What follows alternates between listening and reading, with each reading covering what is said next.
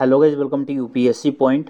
दोस्तों, आज के इस वीडियो में हम आज़ादी के बाद जितनी भी महत्वपूर्ण समितियां गठित की गई है उन्हें डिटेल से कवर करेंगे। आप चाहे किसी भी एग्ज़ाम की तैयारी कर रहे हो, समितियों से अक्सर एक ना एक प्रश्न हमें देखने को मिल ही जाता है। आज का ये वीडियो सभी वनडे एग्ज़ाम को ध्यान में रखकर बनाया गया है। वीडियो को कम से कम 5 मिनट ज़रूर देखना, आपको इसका इम्पोर्टेंस अच्छे से समझ आ जाएगा।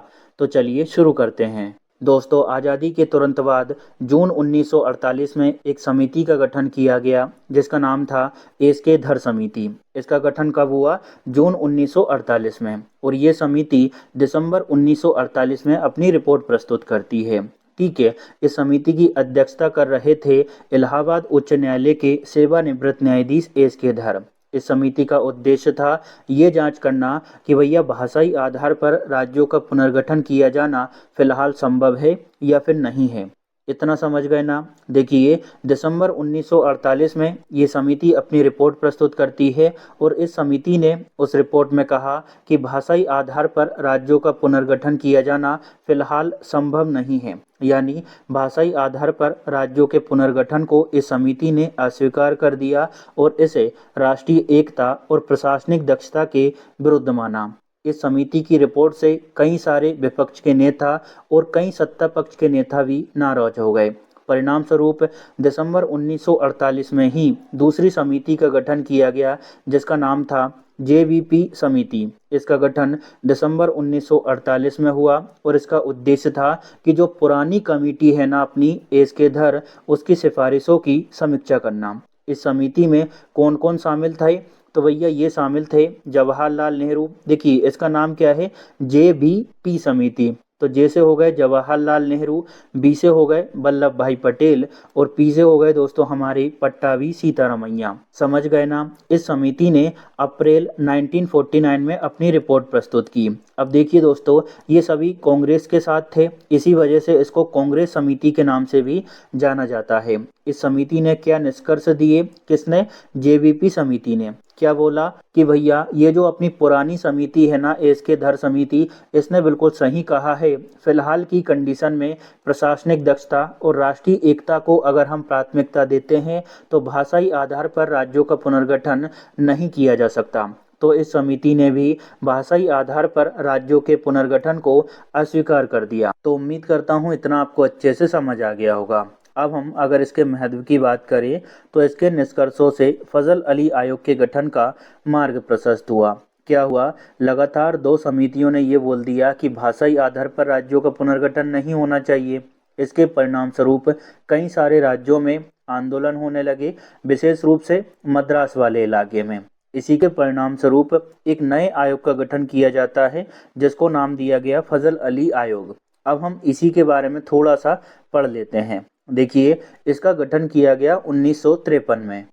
अगर हम महीने की बात करें तो दिसंबर के महीने में 1953 में इसका गठन किया गया और फजल अली इसके अध्यक्ष थे। दो सदस्य और इसमें शामिल थे, के एम पणिकर और एच एन कुंजरू। इसका उद्देश्य क्या था? भाषाई आधार पर राज्यों के पुनर्गठन के प्रश्न की जांच करना। इसने कुछ सिफारिशें की जिसमें सबसे पहली तो ये थी कि भैया एक भाषा एक राज्य के सिद्धांत को अस्वीकार किया जाना चाहिए, क्योंकि भारत में इतनी सारी भाषाएं हैं। अगर एक भाषा एक राज्य हम मानेंगे तो ऐसे तो कई सारे टुकड़े हो जाएंगे भारत के। तो एक भाषा एक राज्य के सिद्धांत को इसने अस्वीकार कर दिया। इसके अलावा इसने ये भी कहा कि राज्यों के पुनर्गठन में भाषाई और सांस्कृतिक समरूपता को आधार बनाया जाना चाहिए। राष्ट्र की एकता, सुरक्षा, प्रशासनिक और वित्तीय व्यवहार को भी महत्व दिया जाना चाहिए। तो इस तरह से कुछ इसने सिफारिशें की। इसके अलावा ये कहा कि 16 राज्य और 3 केंद्र शासित प्रदेशों का गठन होना चाहिए। इसके परिणाम स्वरूप राज्य पुनर्गठन अधिनियम 1956 पारित हुआ, जिससे 14 राज्य और 6 केंद्र शासित प्रदेश बनाए गए। देखिए, इस आयोग ने कहा था कि 16 राज्य और 3 केंद्र शासित प्रदेश होना चाहिए, लेकिन टोटल कितने हुए? 14 राज्य, 6 केंद्र शासित प्रदेश।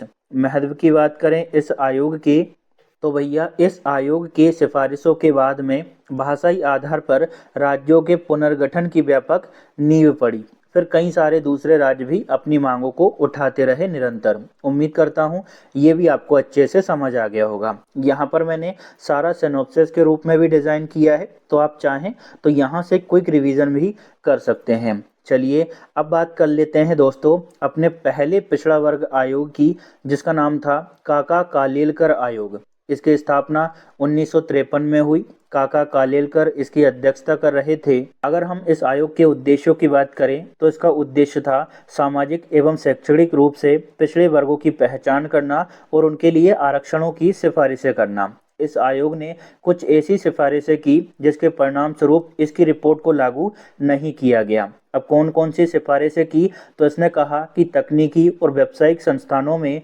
पिछड़े वर्ग को लगभग 70% आरक्षण मिलना चाहिए, और 70% एक बहुत बड़ा आंकड़ा होता है। ठीक है, तो एक तो इसने ये सिफारिश की। इसके अलावा इसने कहा कि सरकारी नौकरियों में 25% से लगभग 40% तक आरक्षण देना चाहिए पिछड़े वर्गों को, और इसमें महिलाओं को भी शामिल किया जाना चाहिए। तो इतने व्यापक स्तर पर आरक्षण दिया जाना संभव नहीं हो सका और आयोग की सिफारिशों को सरकार द्वारा खारिज कर दिया गया।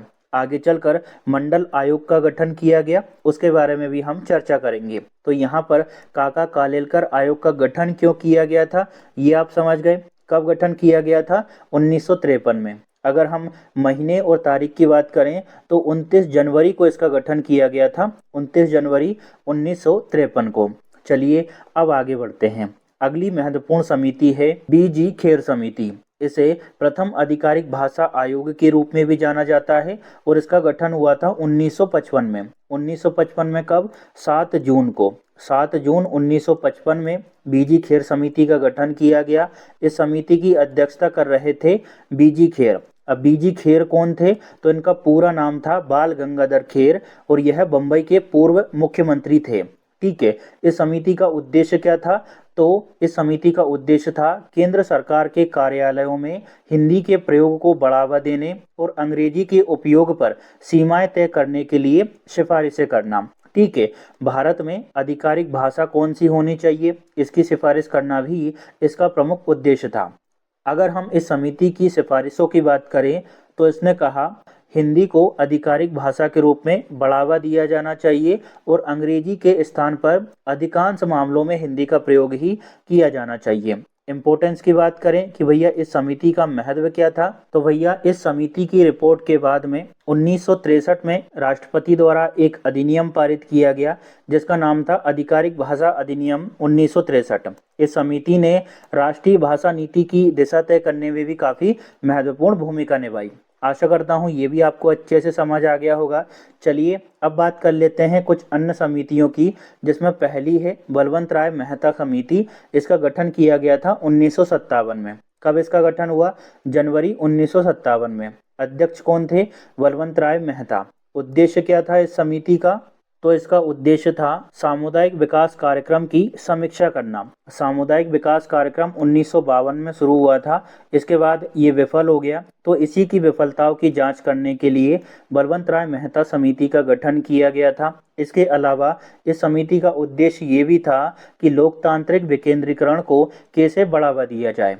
इस समिति ने कुछ सिफारिशें प्रस्तुत की। इसने कहा कि 3 स्तर पर पंचायती राज व्यवस्था को लागू किया जाना चाहिए और स्थानीय स्वशासन को बढ़ावा दिया जाना चाहिए। ग्राम स्तर पर ग्राम पंचायत होगी, ब्लॉक स्तर पर पंचायत समिति का गठन होगा और पंचायत समिति सबसे शक्तिशाली होना चाहिए। इसमें अप्रत्यक्ष रूप से निर्वाचित सदस्य शामिल होंगे। इसके अलावा जिला स्तर पर जिला परिषद का भी गठन होना चाहिए। तो ये कुछ सिफारिशें थी बलवंत राय मेहता समिति की। इम्पोर्टेंस की बात करें तो इस समिति ने ग्रामीण शासन एवं विकास को सशक्त बनाने की एक आधारशिला सबसे पहले प्रस्तुत की। ठीक है, तो बलवंत राय मेहता समिति हो गई। कब गठन किया गया? जनवरी 1957 में। अब बात कर लेते हैं अगली समिति की, जिसका नाम है के संथानम समिति। इसको दोस्तों भ्रष्टाचार विरोधी समिति के रूप में भी जाना जाता है और इसका गठन हुआ था 1962 में। समझ गए ना? इसकी अध्यक्षता कर रहे थे सांसद के संथानम। के संथानम का पूरा नाम था कस्तूरी रंग संथानम। ठीक है, ये एक सांसद थे जो कि इस समिति की अध्यक्षता कर रहे थे। इसका उद्देश्य था भ्रष्टाचार विरोधी उपायों की समीक्षा करना। इसने सीबीसी के गठन की, उसकी स्थापना की सिफारिशें की। इस समिति के सिफारिशों के बाद में ही केंद्रीय सतर्कता आयोग का भी गठन किया गया था। महत्व की अगर बात की जाए तो आप ऐसा कह सकते हैं कि इस समिति के परिणाम स्वरूप भारत में एक भ्रष्टाचार विरोधी ढांचे का निर्माण हुआ, क्योंकि केंद्रीय सतर्कता आयोग का गठन हो चुका था इस समिति की सिफारिशों के बाद में। कौन अध्यक्षता कर रहे थे? के संथानम। उद्देश्य क्या था और क्या सिफारिशें की, इसको अच्छे से याद रखना है। चलिए आगे बढ़ते हैं। अगली महत्वपूर्ण समिति है भानु प्रताप समिति। इसका गठन हुआ था 1964 में और इसकी अध्यक्षता कर रहे थे भानु प्रताप सिंह। इसका उद्देश्य था कृषि क्षेत्र में सुधारों की जांच करना। मेन फोकस रहा कि किस तरह से कृषि में उत्पादकता बढ़ाई जाए, कृषि विकास के लिए कौन कौन सी नीतियां होनी चाहिए। इस समिति ने कृषि विकास के लिए नीतिगत एवं संरचनात्मक सुधार की सिफारिशें की। मेनली आपको यही याद रखना है कि भानु प्रताप समिति का गठन कब किया गया था और ये क्यों गठित हुई थी? कृषि क्षेत्र में सुधारों की जांच करने के लिए। ठीक है, अब बात करते हैं कोठारी आयोग की। इसको दोस्तों राष्ट्रीय शिक्षा नीति आयोग के रूप में भी जाना जाता है। इस आयोग का गठन हुआ था 1964 में और इस आयोग ने अपनी सिफारिशें प्रस्तुत की 1966 में। देखिए 14 जुलाई 1964 को इस आयोग का गठन होता है और आगे चलकर जून 1966 में ये आयोग अपनी रिपोर्ट प्रस्तुत करता है। इसका उद्देश्य था शिक्षा नीति की समीक्षा करना और सुधार के लिए सिफारिशें प्रस्तुत करना। इस आयोग ने शिक्षा के सभी स्तरों पर सुधार की कुछ सिफारिशें प्रस्तुत की। इसके अलावा इसने 10+2+3 शिक्षा प्रणाली को अपनाया जाए ये कहा और मुफ्त शिक्षा की भी इसके द्वारा सिफारिशें की गई। इम्पोर्टेंस क्या रहा? तो इस आयोग की रिपोर्ट के आधार पर 1968 की राष्ट्रीय शिक्षा नीति का आधार तैयार किया गया। उम्मीद करता हूँ ये भी आपको अच्छे से समझ आ गया होगा। चलिए अब हम आगे बढ़ते हैं। अगली महत्वपूर्ण समिति है दोस्तों पीवी राजमन्नार समिति। इसका गठन 2 सितंबर 1969 को हुआ। अध्यक्षता कर रहे थे पीवी राजमन्नार। इसका उद्देश्य था केंद्र राज्य संबंधों की समीक्षा करना। अगर हम इस समिति की सिफारिशों की बात करें तो इसने कहा कि राज्यों को अधिक स्वायत्तता देनी चाहिए और वित्तीय शक्तियां भी राज्यों को अधिक प्राप्त हो। ठीक है, देखिए नॉर्मली क्वेश्चन यही पूछा जाता है कि पीवी राजमन्नार समिति का गठन कब हुआ और इसका उद्देश्य क्या था। उद्देश्य और स्थापना ये सबसे ज्यादा पूछे जाने वाले कुछ प्रश्न हैं परीक्षाओं में। चलिए आगे बढ़ते हैं। अगली महत्वपूर्ण समिति है भगवती समिति। इसका गठन हुआ था 1973 को। इसका उद्देश्य था बेरोजगारी की समस्या की समीक्षा करना। अगर हम इस समिति की सिफारिशों की बात करें तो इसने कहा कि बेरोजगारी के कारणों और उसके समाधान पर सरकार को अधिक जोर देना चाहिए। ठीक है, और उसके कारणों को जानने के लिए सामान्य स्थिति और चालू दैनिक स्थिति पर अधिक फोकस करना चाहिए। ये कुछ तकनीकें हैं जो कि बेरोजगारी को मापने में मदद करती है। रोजगार सृजन के लिए भी इसके द्वारा कुछ नीतिगत सुझाव प्रस्तुत किए गए। नॉर्मली आपको बस इतना याद रखना है कि भगवती समिति जो है इसका गठन कब हुआ? 1973 में। ये किससे संबंधित थी? बेरोजगारी से। ठीक है, इसकी अध्यक्षता कौन कर रहे थे? तो एक अर्थशास्त्री थे जिनका नाम था जगदीश भगवती। इतना ही आपको इसमें याद रखना है। अब बात कर लेते हैं अगली समिति की जिसका नाम है स्वर्ण सिंह समिति। इसका गठन 1976 में हुआ और इसकी अध्यक्षता कर रहे थे स्वर्ण सिंह। इसका उद्देश्य था नागरिक जिम्मेदारी और संवैधानिक चेतना को बढ़ावा देना। इस समिति की सिफारिशों के आधार पर ही दोस्तों मौलिक कर्तव्यों को संविधान का हिस्सा बनाया गया है। इस वजह से ये महत्वपूर्ण है, थोड़ा ध्यान में रखिएगा। देखिए इस समिति ने कहा कि संविधान में मौलिक कर्तव्यों को शामिल किया जाए। आपातकाल के दौरान संविधान की समीक्षा की जानी चाहिए। ठीक है, इस समिति ने ये कहा कि टोटल 8 मौलिक कर्तव्य संविधान में जोड़े जाए, लेकिन सरकार ने 8 की जगह पर 10 मौलिक कर्तव्य संविधान में शामिल किए। अनुच्छेद 51A को भी जोड़ा और इसके लिए 42वां संविधान संशोधन किया गया। वर्तमान में मौलिक कर्तव्य कितने हैं? 11 हैं। ये आपको अच्छे से याद रखना है। ठीक है, अगर हम इसके महत्व की बात करें तो इस समिति के परिणाम स्वरूप नागरिक जिम्मेदारी और संवैधानिक चेतना को मजबूती मिली, उसको बढ़ावा मिला। नॉर्मली आपको इतना ही याद रखना है कि स्वर्ण सिंह समिति का गठन कब हुआ, इसने क्या क्या सिफारिशें की थी। हालांकि ये सभी को पता होता है क्योंकि मौलिक कर्तव्य जब हम पढ़ते हैं तो इस समिति की चर्चा विस्तार से करते हैं। चलिए अब बात कर लेते हैं अगली समिति की जिसका नाम है अशोक मेहता समिति। इसका गठन दिसंबर 1977 में किया गया था। अशोक मेहता इसकी अध्यक्षता कर रहे थे। इसका उद्देश्य था पंचायती राज संस्थानों में सुधारों की सिफारिशें करना। इसने कुछ सिफारिशें भी की। इसने ये कहा कि भैया पंचायतों का गठन 3 स्तर पर न करके केवल 2 स्तर पर ही किया जाना चाहिए। उनको अधिक प्रभावी और कार्यात्मक बनाने के लिए कर लगाने की शक्ति दी जानी चाहिए। पंचायतों में आरक्षण भी दिया जाना चाहिए। तो कुछ सिफारिशें इसके द्वारा की गई थी। कब इसका गठन किया गया? 1977 में। अध्यक्ष कौन थे? अशोक मेहता। इंपॉर्टेंस की बात करें तो इस समिति ने ग्रामीण प्रशासन और लोकतांत्रिक शासन को मजबूती प्रदान करने में महत्वपूर्ण भूमिका निभाई। अब बात करेंगे अगली समिति की, जिसका नाम है एम.एन. बोहरा समिति। इसका गठन 1977 में किया गया था। एम.एन. बोहरा इसकी अध्यक्षता कर रहे थे।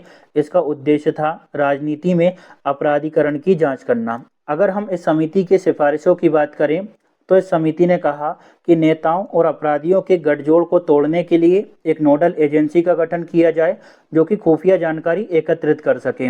इसके अलावा इसने ये कहा कि अपराधियों को तुरंत और जल्दी सजा मिलनी चाहिए। कुछ प्रवर्तन एजेंसियों जैसे पुलिस की क्षमता को बढ़ाने और उन्हें राजनीतिक हस्तक्षेप से मुक्ति प्रदान करने की भी हमें आवश्यकता है। इसका टारगेट था राजनीति में पारदर्शिता और नैतिकता को बढ़ावा देना। बोहरा समिति हो गई। गठन कब किया? 1977 में। चलिए अब बात करते हैं दंतवाला समिति की। इसका गठन हुआ था 1978 में। ठीक है, इसका उद्देश्य क्या था? स्थानीय स्तर पर नियोजन की कमियों की जांच करना। इसने क्या सिफारिशें की? तो इसने कहा कि ब्लॉक स्तर पर नियोजन प्रणाली को लागू किया जाए। इस समिति का टारगेट था स्थानीय नियोजन और प्रशासन को अधिक प्रभावी बनाना। उम्मीद करता हूँ ये भी आप अच्छे से समझ गए होंगे। चलिए अब आगे बढ़ते हैं। दोस्तों अगला हमारे सामने है बीपी मंडल आयोग। इसका गठन हुआ था जनवरी 1979 में। अध्यक्षता कौन कर रहे थे? बीपी मंडल। इसका उद्देश्य था सामाजिक और शैक्षणिक रूप से पिछड़े वर्गों की पहचान करना। अब इसकी सिफारिशों की बात करें तो इसने कहा कि ओबीसी को सरकारी नौकरियों में लगभग 27% आरक्षण दिया जाए और इसी की सिफारिशों के आधार पर 1990 में ओबीसी आरक्षण को लागू किया गया। ठीक है, तो बीपी मंडल आयोग का गठन कब किया गया था? 1979 में। इसका उद्देश्य क्या था? सामाजिक और शैक्षणिक रूप से पिछड़े वर्गों की जांच करना। बस इतना ही स्टार्टिंग के 3 पॉइंट आपको याद रखना है। मेनली तो समिति और आयोगों में से उद्देश्य, इसका गठन कब किया गया। ठीक है, तो इस तरह के प्रश्न ही हमें देखने को मिलते हैं। अगला है सरकारिया आयोग। इसका गठन हुआ 1983 को। इसके अध्यक्ष थे जस्टिस आर.एस. सरकारिया। इसका उद्देश्य था दोस्तों केंद्र राज्य संबंधों की समीक्षा करना और भारतीय संघीय ढांचे का अध्ययन करना। अगर हम इसकी सिफारिशों की बात करें तो इसने सहकारी संघवाद को मजबूत करने के लिए भी कई सारी सिफारिशें प्रस्तुत की। इसने कहा केंद्र राज्य संबंधों के बीच में संतुलित शक्ति का वितरण होना चाहिए, बेहतर समन्वय और सहयोग होना चाहिए। तो सरकारिया आयोग का गठन कब किया गया? 1983 में। अध्यक्षता कौन कर रहे थे? जस्टिस आर.एस. सरकारिया। उद्देश्य क्या था? केंद्र राज्य संबंधों की समीक्षा करना। बस इतना ही मेनली आपको याद रखना है। ठीक है, अब बात करेंगे अगली समिति की, जिसका नाम है एल.एम. सिंघवी समिति। इसका गठन हुआ 1986 में। अध्यक्ष कौन थे? तो इसकी अध्यक्षता कर रहे थे एल.एम. सिंघवी। इसका उद्देश्य था पंचायती राज संस्थानों की समस्याओं का अध्ययन करना। सिफारिशों की बात करें तो इसने पंचायतों में 1/3 सीटों पर SC/ST को आरक्षण दिया जाए, ऐसी सिफारिशें की। इसके अलावा इसने ये कहा कि जिला परिषद के अध्यक्ष के रूप में कलेक्टर को नियुक्त किया जाना चाहिए। कुछ अन्य सुझाव भी दिए। स्थानीय स्वशासन मजबूत करने के लिए प्रशासनिक सुधार आवश्यक होंगे। ठीक है, इसके अलावा सबसे मोस्ट इम्पोर्टेंट पॉइंट ये है कि ये पहली समिति थी जिसने पंचायतों को संवैधानिक आधार प्रदान करने की सिफारिश की थी। तो ये क्वेश्चन कई बार आ चुका है कि पंचायतों को संवैधानिक आधार देने की सिफारिश सबसे पहले किस समिति ने की थी? एल.एम. सिंघवी समिति ने। कब इसका गठन हुआ था? 1986 में। चलिए अब हम आगे बढ़ते हैं। अब बात करें पी.के. थुंगन समिति की, तो इसका गठन हुआ था 1988 में। इसकी अध्यक्षता कर रहे थे पी.के. थुंगन।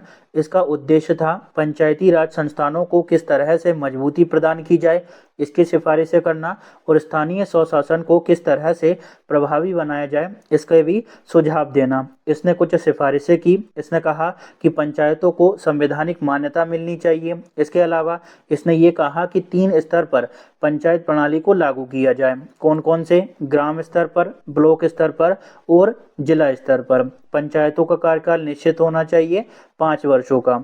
ठीक है। इसके अलावा इसने अनुसूचित जातियों जनजातियों को आरक्षण दिया जाए, इसकी भी सिफारिशें की, है ना। इसके अलावा इसने ये भी कहा कि अगर पंचायतें भंग हो जाती है तो 6 महीने के भीतर चुनाव कराया जाना चाहिए। समझ गए ना। पीके थुंगन समिति का गठन कब हुआ था? 1988 में।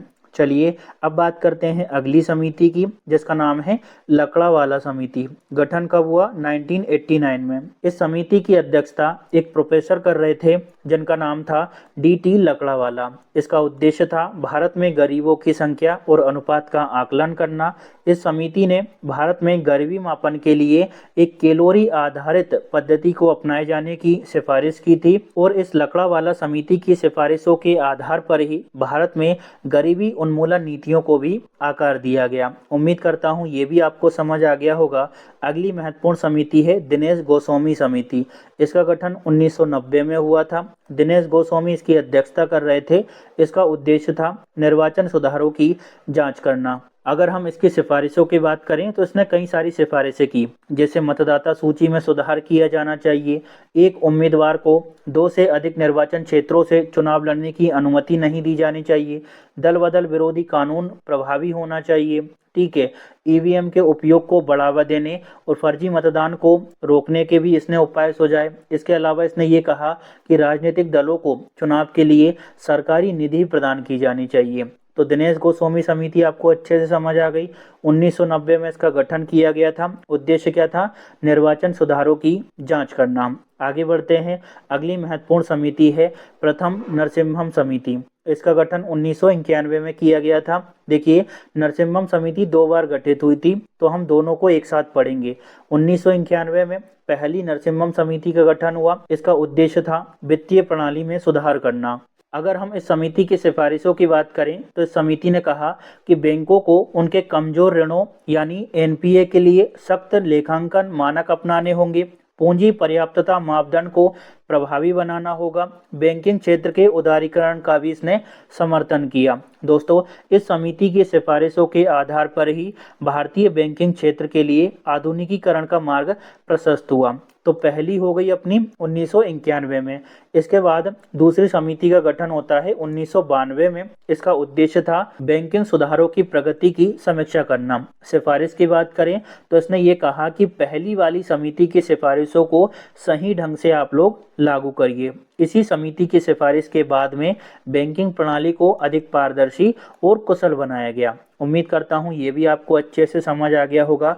अब आगे बढ़ते हैं। अगली महत्वपूर्ण समिति है राजा चलैया समिति। दोस्तों, ये जो अपनी राजा चलैया समिति है ना, इसका गठन हुआ था 1991 में और इसने अपनी रिपोर्ट सौंपी थी 1993 में। इसको कर सुधार समिति के रूप में भी जाना जाता है। इसका उद्देश्य था कर सुधारों की समीक्षा करना। अगर हम इसकी सिफारिशों की बात करें तो इसने प्रत्यक्ष और अप्रत्यक्ष करों में सुधार की सिफारिशें की और जीएसटी का आधार तैयार किया। इस समिति के परिणाम स्वरूप भारत की कर प्रणाली को आधुनिक और पारदर्शी बनाया गया। तो राजा चलैया समिति का गठन कब हुआ था? इसका उद्देश्य क्या था? इसे अच्छे से याद रखेंगे।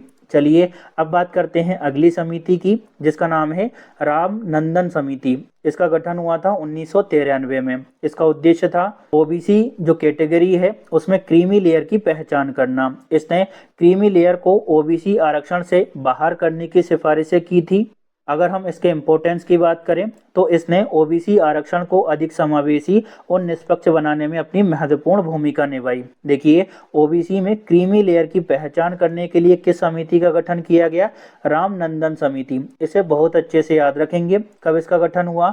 1993 में। बात करते हैं अगली समिति की, जिसका नाम है मल्होत्रा समिति। इसका गठन किया गया था 1993 में और इसका उद्देश्य था बीमा क्षेत्र में सुधार के लिए सिफारिशें करना। अगर हम इस समिति की सिफारिशों की बात करें तो इसने कहा कि निजी बीमा कंपनियों को भी अनुमति मिलनी चाहिए और इसी की सिफारिशों के आधार पर इरडा की स्थापना हुई। इसका पूरा नाम है insurance regulatory and development authority. इसकी स्थापना भी मल्होत्रा समिति की सिफारिशों के बाद ही की गई थी। बस आपको इसमें इतना याद रखना है कि इसका उद्देश्य क्या था? बीमा क्षेत्र में सुधार के लिए सिफारिशें करना। गठन कब हुआ?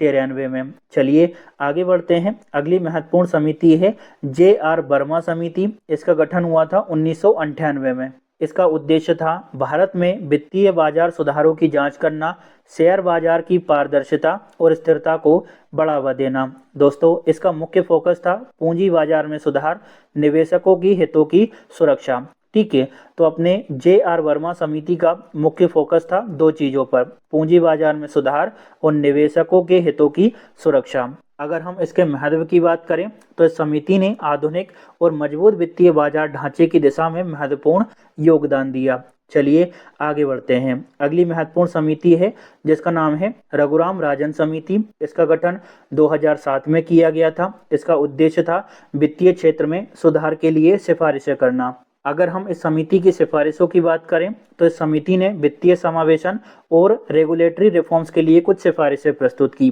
इसी समिति की सिफारिशों के आधार पर भारत में वित्तीय क्षेत्रों को अधिक समावेशी और मजबूती प्रदान की गई। ठीक है, तो रघुराम राजन समिति का गठन कब हुआ? 2007 में।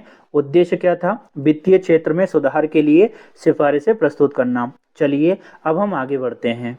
अब अगली महत्वपूर्ण समिति है श्री कृष्णा समिति, जिसका गठन हुआ था फरवरी 2010 में और इसकी अध्यक्षता कर रहे थे जस्टिस बी.एन. श्री कृष्णा। इसका उद्देश्य था तेलंगाना जो अलग राज्य की मांग कर रहा है उसकी जांच करना कि वो मांग सही है या नहीं है। इस समिति ने कहा कि हाँ भैया, तेलंगाना का गठन किया जाना चाहिए और इसी समिति के सिफारिशों के बाद में 2014 में तेलंगाना का गठन किया गया। तो तेलंगाना का गठन किस समिति की सिफारिशों के बाद किया गया? तो श्री कृष्णा समिति की सिफारिशों के बाद में।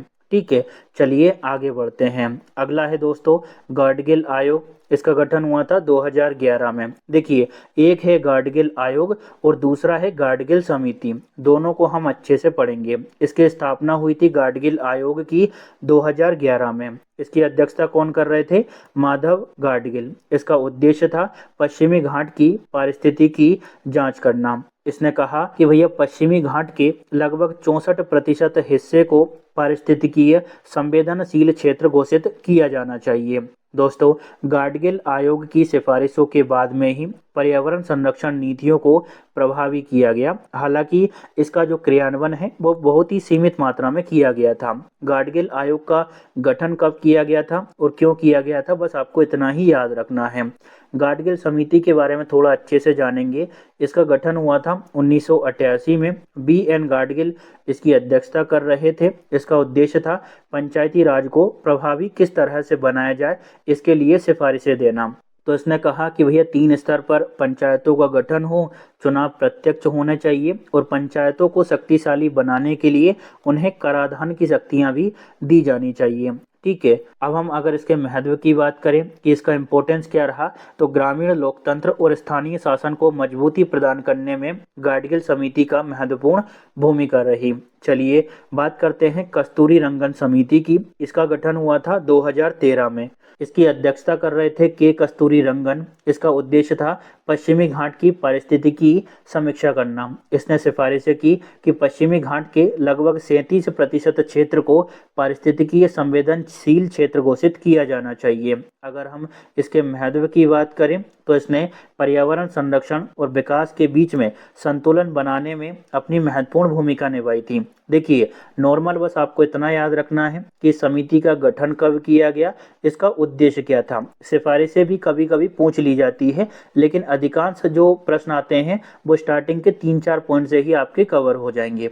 चलिए अब हम आगे बढ़ते हैं। अगली महत्वपूर्ण समिति है दोस्तों अजय बिच्छवर समिति। इसका गठन 2015 में हुआ था। इसका उद्देश्य था नीति आयोग के गठन के संबंध में सिफारिशें देना, सुझाव देना। दोस्तों, इसने ये कहा कि योजना आयोग को समाप्त कर दिया जाए और नीति आयोग का गठन होना चाहिए। तो इसने सहकारी संघवाद को बढ़ावा देने में अपनी महत्वपूर्ण भूमिका निभाई, जिससे नीतियों को निर्मित करने में या फिर नीतियों के निर्माण में राज्यों की भागीदारी बढ़ने लगी। अब हमारी एक समिति बच गई है दोस्तों, जो कि बीच में छूट गई थी, जिसका नाम है बी शिवरामन समिति। इसका गठन 1979 में हुआ। ये इस वजह से महत्वपूर्ण है क्योंकि इसी समिति की सिफारिशों के आधार पर नाबार्ड की स्थापना हुई थी 12 जुलाई 1982 को। इसका गठन कब हुआ, यानी इस समिति का गठन कब हुआ?